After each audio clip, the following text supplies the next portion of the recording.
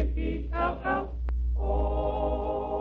The Jell-O program starring Jack Benny with Mary Livingston and Phil Harris and his orchestra. The orchestra opens the program with Go South, Young Man from the Cotton Club Review.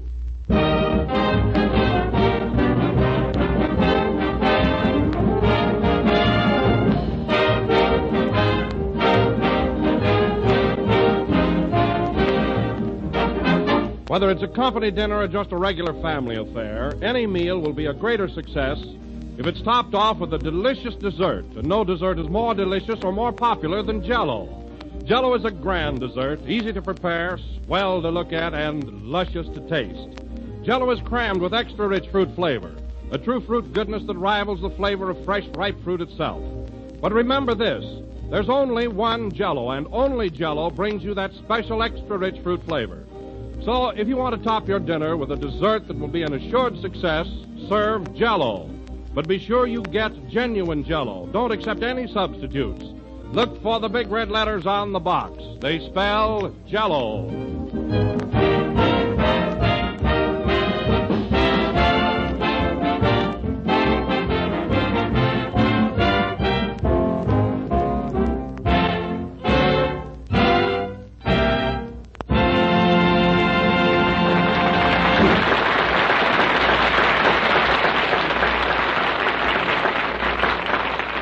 That was Go South, Young Man, from the Cotton Club Review. And now, ladies and gentlemen, we bring you a man who every Sunday night at this same time walks up to the microphone, looks it square in the eye, and says, Hello again. This is Jack Benny talking. Well.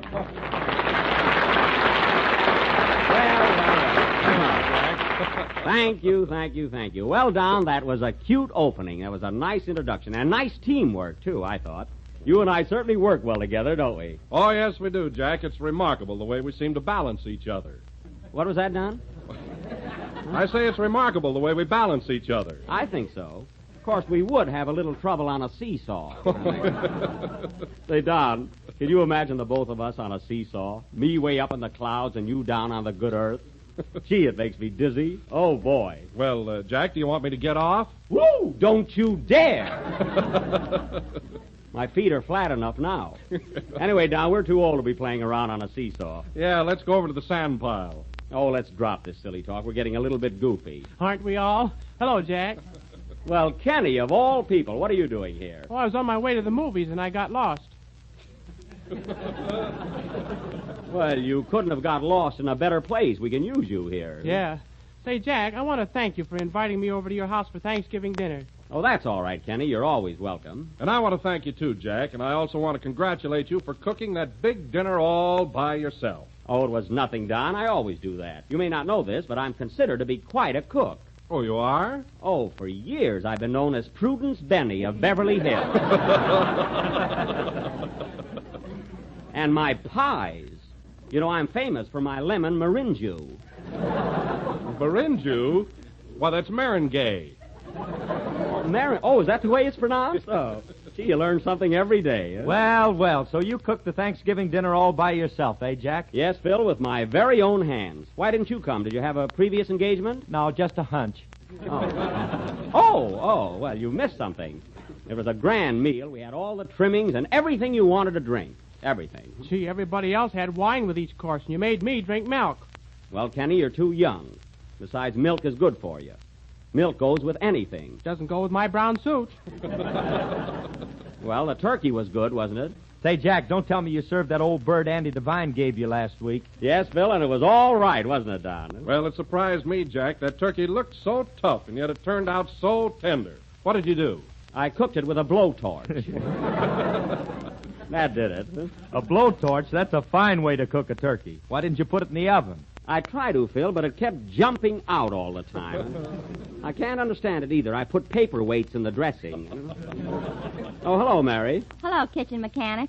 Well, Mary, did you enjoy my Thanksgiving dinner? No kidding. How was it, Mary? Oh, it was swell. We had everything from soup to bicarbonate of soda. And what mashed potatoes. I'll say. They were so lumpy, Jack had to serve them in the sugar bowl. I didn't have to. I was short of dishes. Gee, I thought those mashed potatoes were swell. They were so nice and tan. Yeah. Canned potatoes? Well, the stove was crowded, and I had to cook them under the sun lamp. Oh. Anyway, the turkey was delicious. I got a wing, and it was swell. I got a leg and it kicked me. Oh, it did? I got a neck with a collar button in it. Why don't you stay out of the kitchen, Jack? That's a woman's job. Now, Phil, that's the most ridiculous thing you've ever said. That's ridiculous. The men are better in everything. Our greatest cooks are men. Our greatest dress designers are men. Our greatest dancers are men. Our greatest... What are you laughing at? When you get to Mother's, watch out.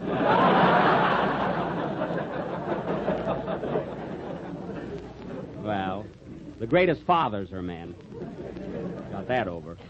Anyway, it's a fine thing to come to my house for dinner and criticize it. That was real home cooking. Why, you never tasted such rolls in all your life. Boy, were they heavy. They were not. I had to jack mine up to butter it. A fine appreciation after the trouble I went to. I work and slave over a hot stove, and what do I get? Oh, Jack, now what's the matter with you? They're only kidding. Why, everybody had a good time and enjoyed the dinner. Oh, no, they didn't. And here's something else I wasn't going to mention, but I will now.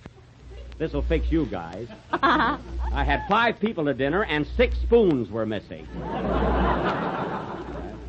6? I took 2. Well, give me one back. Don't be a pig. Do you want the one from the Brown Derby? No, the one from the Ambassador, I've got a set. And now if you fellas are all through heckling my dinner, maybe we can have a selection from the orchestra. Play, Phil. For 2 cents, I tear up my cookbook.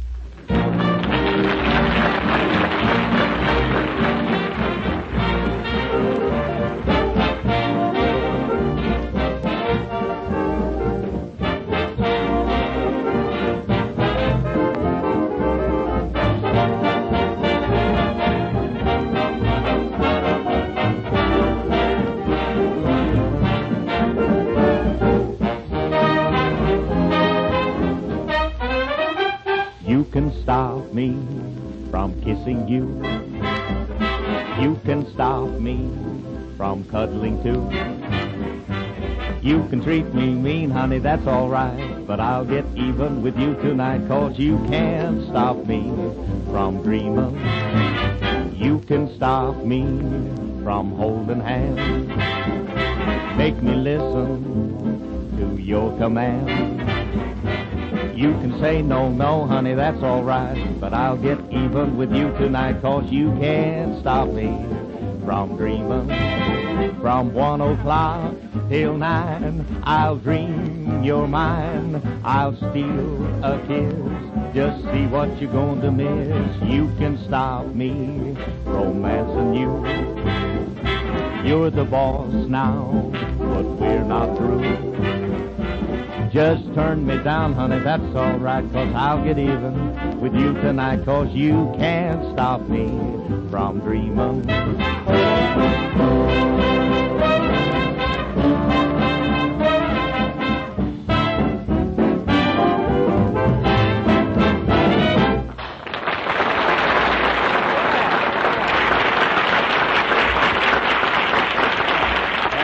That was You Can't Stop Me From Dreaming, played by the orchestra with a vocal chorus by Phil Harris. Say, Phil, that was quite a surprise. I didn't know you were going to slip in a solo there. Did you, Kenny? No, I didn't either. Oh, it was just a sudden impulse. It was, eh? What made you sing? I'm mad at the piano player, and he hates my voice. Oh, well, you certainly fixed him. What are you mad at him for? Oh, he tells everybody that I don't know how to lead an orchestra. Why, that's unreasonable. Oh, it's reasonable, all right, but I don't like it. Well, I don't blame you, Phil. I know how you feel. There are people right on this program who think they know more about comedy than I do. Yeah. Kenny. But it's true, Phil. Everybody wants to be a comedian. They all think they can get laughs. I know, Jack, but for real laughs, none of us can top that Maxwell of yours. Boy, that's really terrific. Yeah? Oh, by the way, Jack, how's the old tub behaving? Oh, it's all right, Don. I've had no trouble, but I think I'm going to get rid of it. Get rid of it? Why? Oh, because nobody has respect for private property anymore. That's why. Tell them what they did to your car, Jack. What happened? Oh, it burns me up just thinking about it. Now, what was it, Jack? Well, I stopped in the store for a cigar, and when I came out, somebody had written on my car, Lulu loves Butch.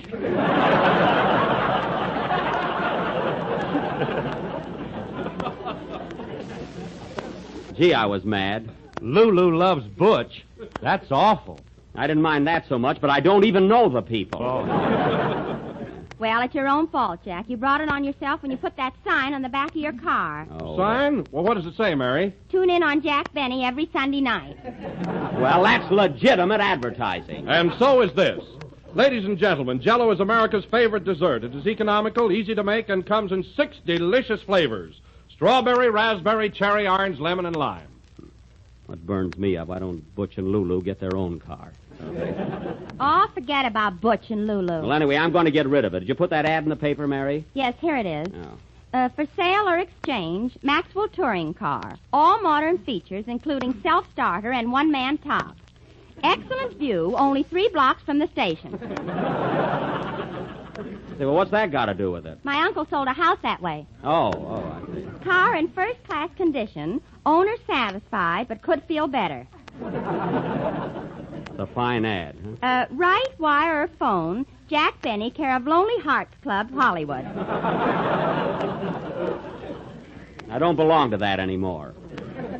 Anyway, that ad ought to bring some results. Say, Jack, Yeah. I can't understand what you want to sell your car for. I told you why. Gosh, you've only had it a little while, and you're always bragging about it and fussing over it and going around with it all the time. Well, And now you want to part with it. yes, I do. Gee, you're fickle. Well, Kenny, if you're so interested in my car, why don't you take it off my hands? Oh, I might at that. What do you want for it, Jack? Well, let me see. Well, Kenny, would $95 be too much? Hades, yes.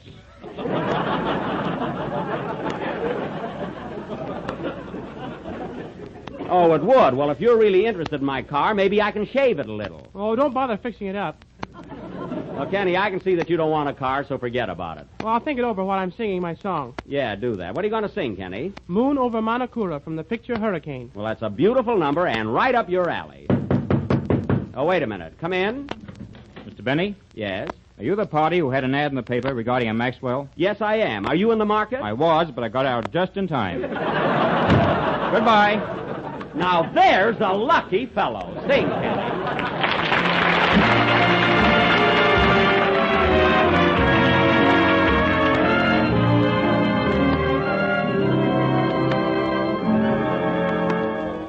The moon of Manakura fills the night with magic Polynesian charms.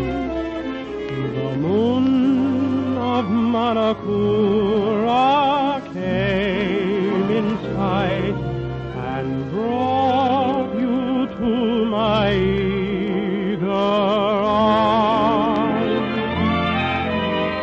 The moon of Manakura soon will rise again above the island shore. Then I'll behold it in your dusky eyes, and you'll be in my arms once more.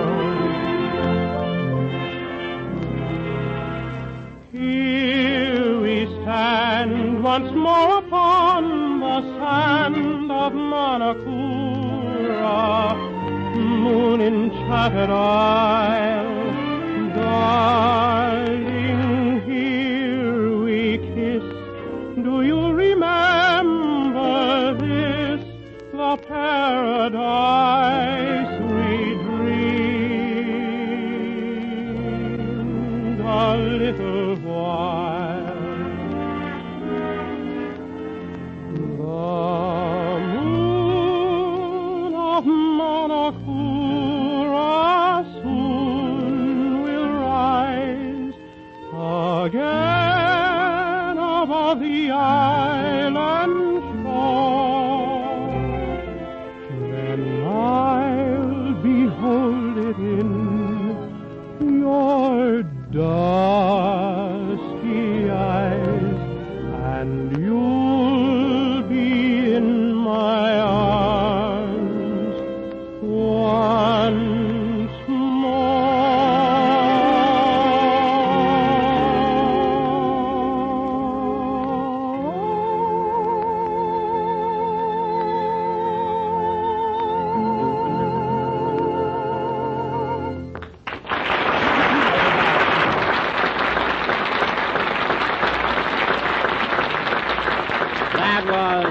Moon Over Manicura from Hurricane, sung by Kenny Baker. And you know, Kenny, there's one thing that always impresses me. It's that last note.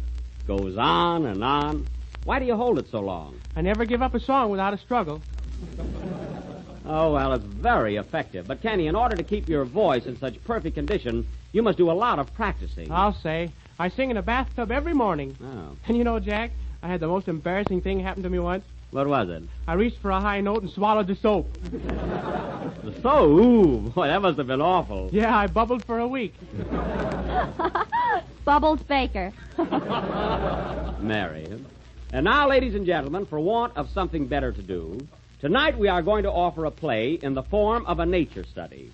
A little drama entitled The Private Life of a Bumblebee, which we will present in 3 buzzes and 1 sting. It certainly will. Quiet.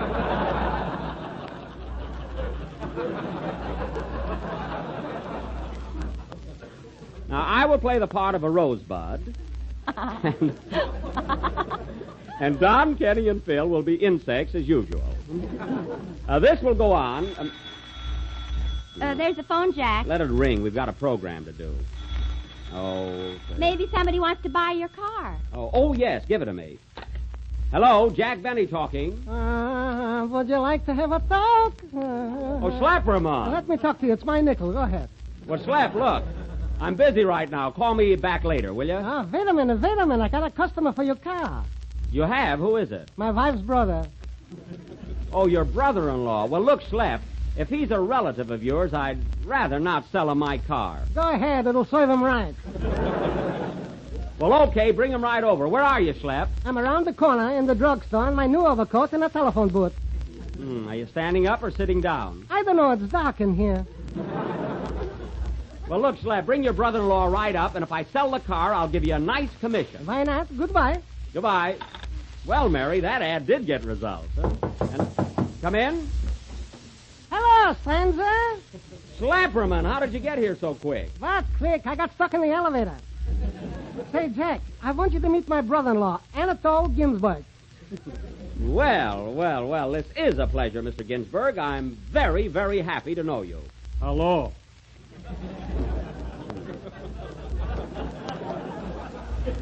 Well, Mr. Ginsburg, I understand you're very much interested in buying my Maxwell. Is that right? I'm not telling. Now, look, if you want to buy my car, Mr. Ginsburg... Say, Jack. What, Mary? I don't think you've got a Chinaman's chance with this guy. What Chinaman? Who's a Chinaman? If the hat fits, put it on. Stay out of this, Mary. Now, look, Mr. Ginsburg, if you want to buy my car, it'll have to be a cash proposition. You understand that? Don't worry, Jack. He's got the cash. But only last week in the Irish sweepstakes, he won a prize amounting to... It's a lie. Boys. It was in the neighborhood of $5,000. Why did you tell him? Did I say exactly? Now, look, fellas, wait a minute. Let's not take up a lot of time arguing. Mr. Ginsburg, do you want to buy the car or not? Yes. Don't be yesing with my money. Quiet, Anatole. Behave yourself. Be a gentleman. Where's your etiquette? Look who's talking etiquette. If it wasn't for me, you couldn't even speak English. Is that so? Yeah. You said it. Now I'm satisfied. Hey, boys, what is this anyway? The affairs of Anatole. Now, look here, Anatole. A man with your money should own a car like this. Now, I'll tell you what I'll do. I'll let you have it for $95 because I like you. Make it 50 and drop the affection. Now, look, Slap, I'd like to sell the car to your brother-in-law, but $95 is the lowest I can take. I'm walking out. All right, $85. I'm still walking. Well, go ahead. I don't care. Wait a minute, Anatole. Please, don't be a chimpanzee. Come here. For who's Mr. Nikos the Maxwell? What's the name again? Darf ist ordentlich kaputt. I need it like a hole in a head. And besides, he looks like a crook. I resent that. Say, Jack, did they say anything about Jell-O? That I'll buy. Mazel tov. Now, look at what's going to happen here. Am I selling the car or not? Hold on, Jackie boy. I know how to clinch the deal. Take us out for a ride, and if Anatole likes the car, he'll buy it $10 a time. All right, I'll take you out for a ride, and then we'll talk business. That okay with you, Mr. Ginsburg? I'll take the ride anyhow. Well, he's weakening, Jack. All right, you and Anatole can sit in the back seat. You'll find it nice and comfortable. Play something, Phil. Come on, Mary. You can sit in front with me. I will not. Quiet, I bought cushions this morning. Let's go, boys. So long, gang. So long, Jack. Come on, Anatole, make it snappy. All right, don't push me.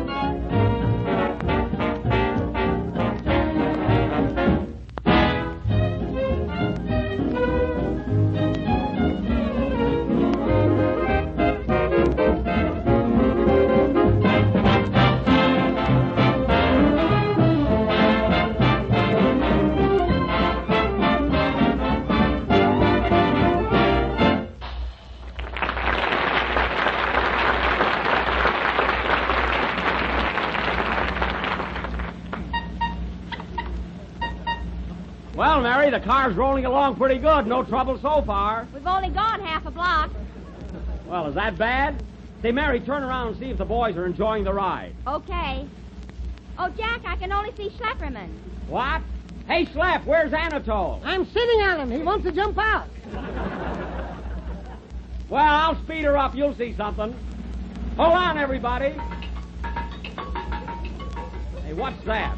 I wonder what that noise is. The spark plugs are doing the Big Apple.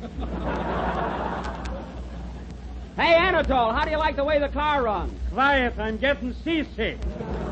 And I ain't got an appetite neither. Hey, Jack, look out! Look out for that bump! What bump? Oh, I see it.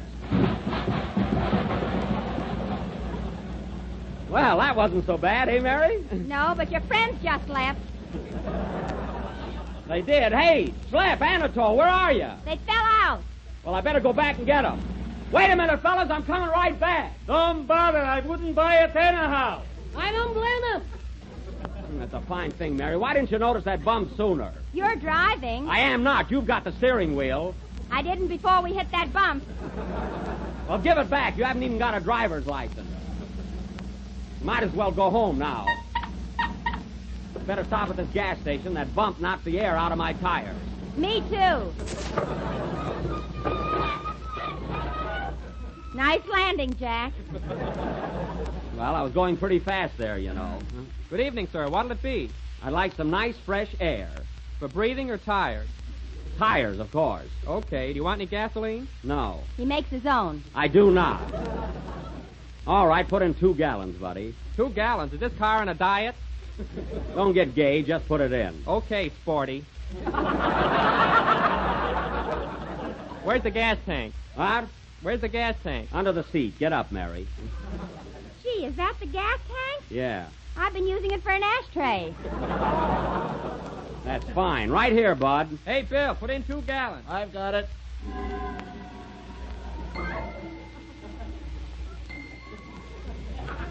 Hey, that's enough. I said 2 gallons. I'm sorry, mister, but we gave you 2.5. Well, I'm not going to pay for it.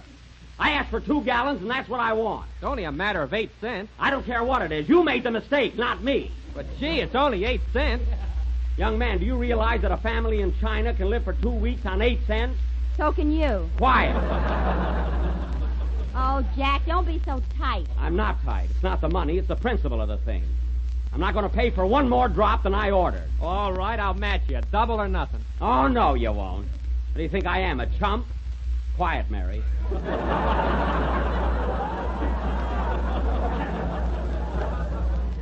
You guessed it.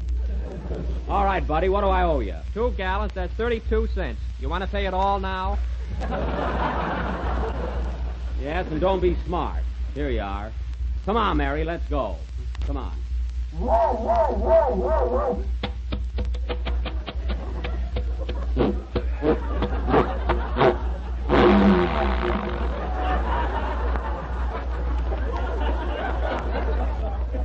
Doggone it. I'll be glad when you get rid of this piece of junk. Oh, it'll start this time.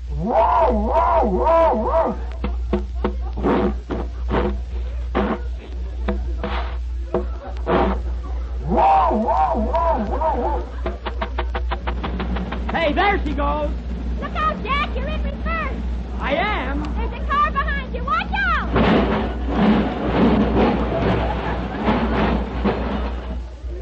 Oh, what's the matter with me anyway? Hey, you, where do you think you're going?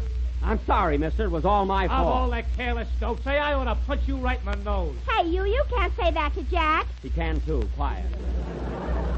Now, look here, mister. If I've damaged your car, I'll pay for it. You better or you'll be sorry. Oh, yeah? Let's beat it, Mary, before I lose my temper.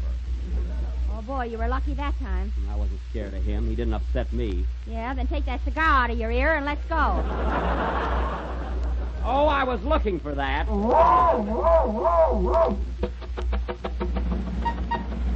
Hey, we're off, Mary!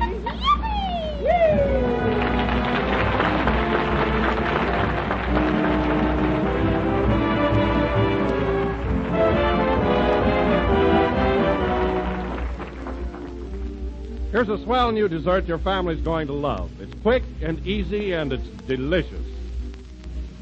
The name of it is Pear Strawberry Mold, and it's a tempting combination of luscious strawberry jello and canned pears. And it's so easy to make that anyone can prepare it, but so colorful it even makes a swell party dessert. Here's all you have to do. Just dissolve a package of strawberry jello in a pint of hot water, turn into a mold, and chill until firm. Unmold on a platter and decorate with slices of crisp canned pears and maraschino cherries. A beautiful mold of shimmering strawberry jello garnished with cherries and pears. And it tastes every bit as good as it looks. For strawberry jello is packed full of delicious, extra-rich fruit flavor. All 6 of Jello's delicious flavors have that extra-rich fruit flavor, too, which makes every Jello dessert a triumph every time. So ask your grocer for the one and only genuine Jello.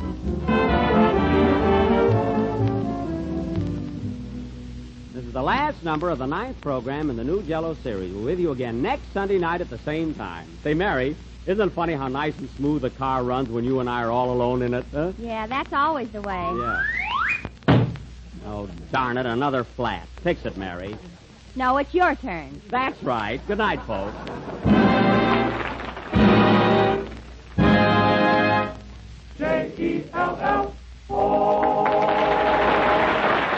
Kenny Baker has appeared on this program through courtesy of Mervyn LeRoy Productions. The melody, Mama That Moon's Been Again, is from the big broadcast of 1938, and Sweet Someone is from Love and Hisses. This is the National Broadcasting Company.